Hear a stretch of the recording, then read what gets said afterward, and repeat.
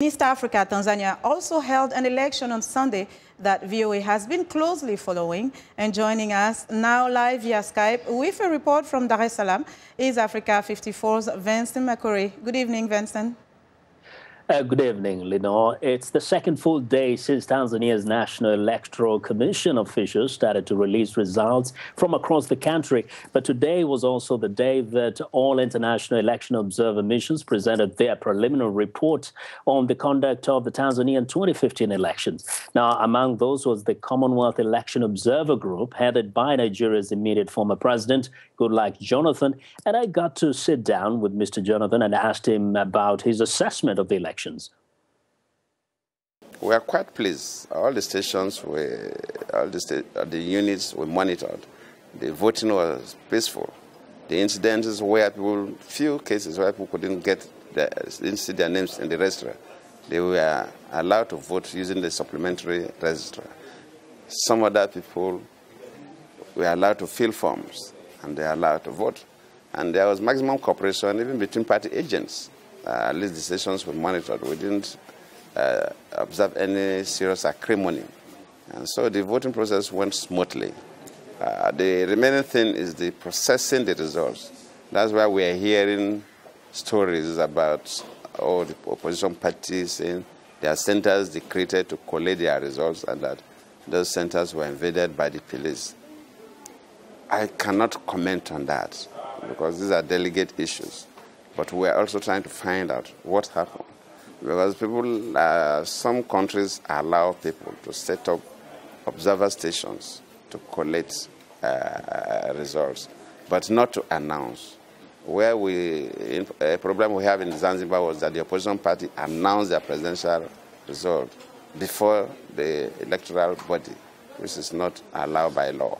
So, Mr. President, there were those places where there were some skirmishes, there were issues of violence right at the polling stations. Would those be seen as having at least in some way kind of qualified to be incidents that could have interfered with the whole process? It depends. It depends. I think the fear of people setting up such stations is that they are afraid the electoral body may not announce the correct results.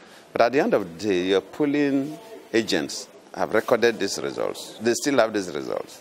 So they will still get the results. And, even assuming the police have interfered with some of those stations, it only slowed down the process. But every unit, there is a polling agent that records the results. So they will still get their results.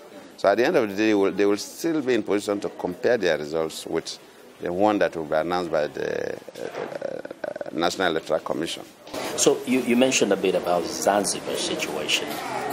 The opposition declared himself, the opposition presidential candidate declared himself president. What is your general assessment of the election, the voting process in Zanzibar? The voting process from my observer from the Commonwealth Observer Group, the voting process went on smoothly. So I don't expect challenges.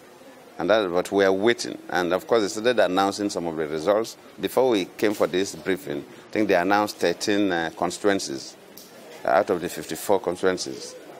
So we are still waiting. I think there is this apprehension by the opposition, there is some fears. But until the final results are announced, you cannot make any valid comment. As an African leader too, you've gone through this kind of processes. Do you see this as just common issues across many of the African continent? It is indeed an issue, of course, all over Africa. Maybe the only good exception is probably countries like South Africa, that where you don't hear so much issues after elections. Most other African countries, after elections, there are issues. People in Africa hardly accept defeat. It is not in our nature to be defeated. But you did. But we must change because if they could defeat us in soccer matches, if they can defeat us in wrestling and boxing, yes, in any election, two people are contesting. No matter how narrow the margin, the winner must be declared. But we also advise that electoral bodies must conduct such elections in a manner that the opposition will see it as credible and transparent. Now, Vincent, its preliminary results seem to indicate that the ruling party is leading. Is this a confirmation, or what can you tell us? It is true. It is true. The results that have been released up to this point do indicate to give the ruling party an edge, both on the presidential race and the parliamentary race. There are many areas still to report their results. And so some of the opposition leaders are saying, well, there's a mind game going on here. They're releasing mostly results from the ruling party strongholds. And so that is the major discussion here among the opposition members. One of the issues that you discuss with Mr. Goodluck Jonathan is the situation in Zanzibar. It seems like the opposition leader is claiming victory. Can you enlighten us as to what is happening there? What they did is they went to the polling stations. They did collect all the figures as they were being announced by the officials at the polling stations. They collated these numbers and established that actually had more votes than the opponent. And so the mistake was they went ahead and declared themselves the victors and demanded that the Electoral Commission make an official announcement. Now, this goes against the rules which demand that the Electoral Commission will be the one that will release the official results and nobody else. And now, when that happened, the supporters of Mr.